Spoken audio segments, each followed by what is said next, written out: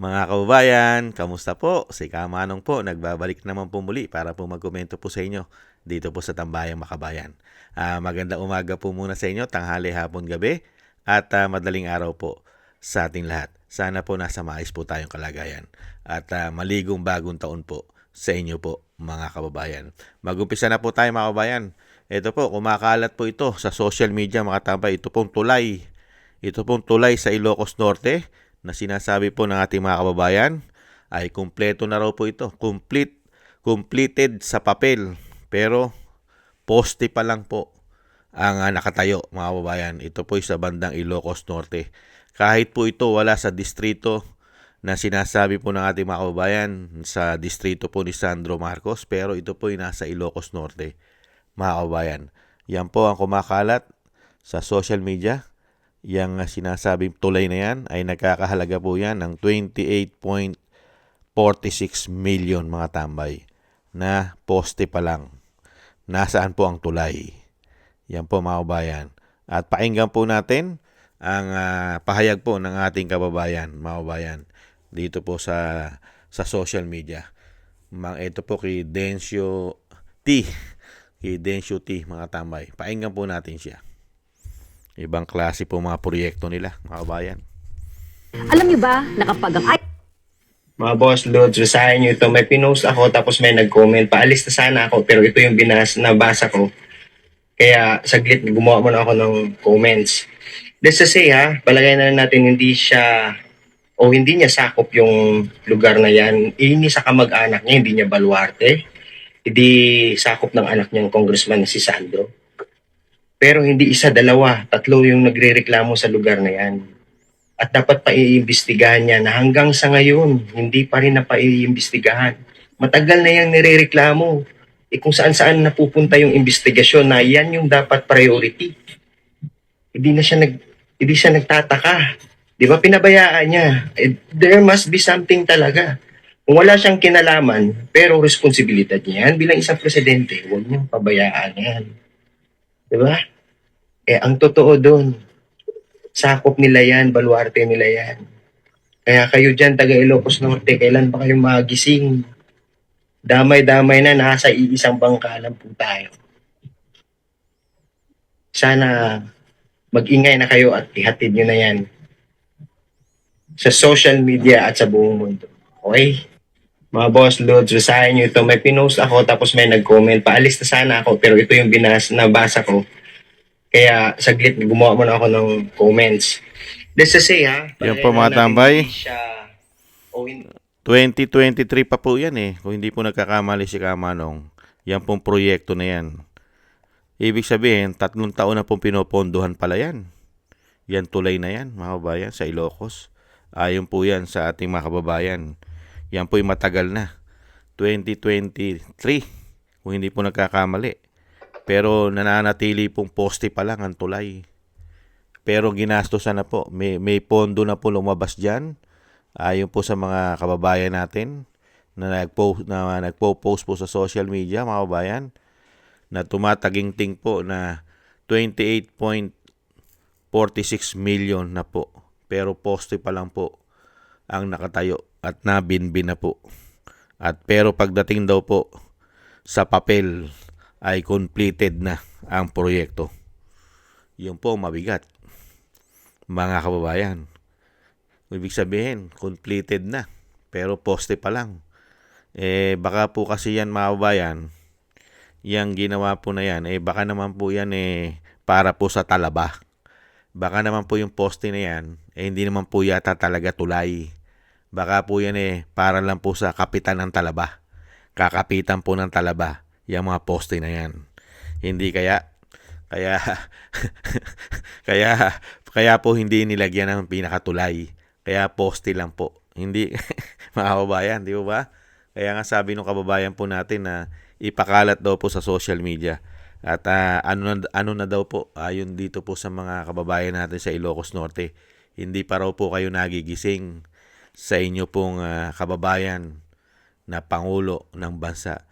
At ang pagkakaalam natin, baluarte na talaga nila yan. Dahil una-una, ang gobernador diyan ay isa rin pong kamag-anak ng Marcos, anak po ni Senadora Amy Marcos po ang gobernador diyan. Di ba? At diyan po sa Ilocos din po sa isang distrito diyan ay si Sandro Marcos. At ang senadora ay isa ring Marcos. Lalong-lalo po ang presidente ay isang Marcos, pero ang mga proyekto po nila yata sa Ilocos Norte na hindi po naimbestigahan ay ubod po ng laki ng problema yata, mga kababayan. Hindi po ba? Ganyan po katindi. At ang pinakamabigat po, mga kababayan, ginagastosan po ng pera ng taong bayan pero wala pong nakikita ang mga taxpayer. At grabe po kalalaki ang perang hinahawakan ng mga tao na yan. Katulad po nito, ito pong 2025 DPWH budget, ang lumalabas po ayon po sa DPWH, sa GAA, ang highest funded po ng 2025 national budget ay si Sandro Marcos, ang kumakalat po sa social media. Ayan po, ganyan po kalaki ang kanyang budget, mga kabayan. Ito pong 2025, matatapos na po ang taon. Nakahawak daw po siya umano na tumataginting na 12.9 billion, mga kababayan, para po sa kanyang distrito, mga kababayan, ang nahawakan niya. Ibang klase po, mga kababayan. Ibang klase. Samantalang napakalit lang po ng kanyang distrito. Ikumpara mo sa Davao City, mga kababayan. Ganyan po katindi ang binagoong ang Pilipinas. At syempre, hindi po napupuntahan yan ng ICI. Doon ka bibilib, mga kababayan. Wala pong investigasyon ang ICI hanggang nauubos na po. Nauubos na po ang mga miyembro ng ICI. Isa na lang po yata ang natitira. Pero sa kabila nun, ay hindi po napuntahan para maimbestigahan man lang ang Ilocos Norte. At yan din po ang hamon. Ang hamon po ni Chavit Singson. Ano sabi ni Chavit Singson?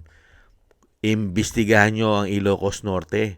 Napakaraming anomalya, proyekto, na napakarami daw po, napalpak na proyekto, at may mga ghost project para umano, ayon kay Chavit Singson, ang Ilocos Norte. Pero matatapos na po ang taon. Oras na lang. Pero hindi po napuntahan ang Ilocos Norte. At ganun din po ang Tacloban, ang Leyte. Ganun din po ang Bicol, mga kababayan. At marami pang distrito o probinsya na kaalyado nila umano ay hindi pinuntahan ng ICI. Bakit kaya? Yan ang malaking tanong. Bakit kaya? Hindi po ba? Maraming salamat po, mga tambay. Yan po ang kumakalat po sa social media na ipakalat daw po yan, mga kababayan. Grabe po. Sa baluarte at teritoryo ng Pangulo na tinatawag na bonget at bangag ng kanyang ate, at si Sandro, at si Senadora Amy Marcos, at ang kanyang anak na gobernador, mga kababayan. Baluarte Marcos, mga kababayan.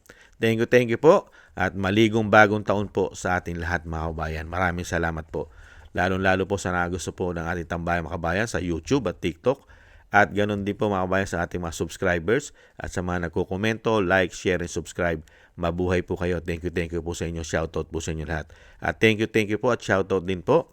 At maligong bagong taon po kina Balance Vision TV, Nancy Lumampao, Tatay Nick ng Canada, Gay at Siena, Norma Garcia, Michelle Yamaguchi Vlog, Rosalina, Wills Bubbles, Arpel Villacorta, Chedorico Erguisa Jr., Ani Jo, ako si Pilam, Jobilin Watanabe ng Japan, si Jem Aris na United Arab Emirates, Julieta Silona ng Sydney, Australia, Gina Ray Solidides ng Berlin, Germany, Jake Yahud ng Maisog, California, USA, Eric Hersho ng Canada, Kingston ng Hong Kong, Bei Chichiyoko. Thank you po, mga kabayan.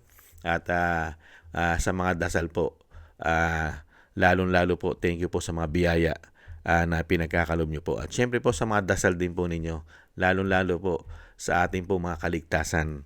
Ang kaligtasan po natin, sama po natin sa lahat ng ating panalangin, ang pamilya Duterte at ang ating buong sambayanan, ay maingatan po tayong lahat sa kapahamakan at madugtungan pa po ang buhay at kalakasan ng dating Pangulo. Maraming salamat po sa inyo mga kabayan sa mga dasal po ninyo. At muli po mga tambay, maligayang bagong taon po sa ating lahat at God bless po sa inyo mga kabayan. Paalam, ingat-ingat po. Bye-bye.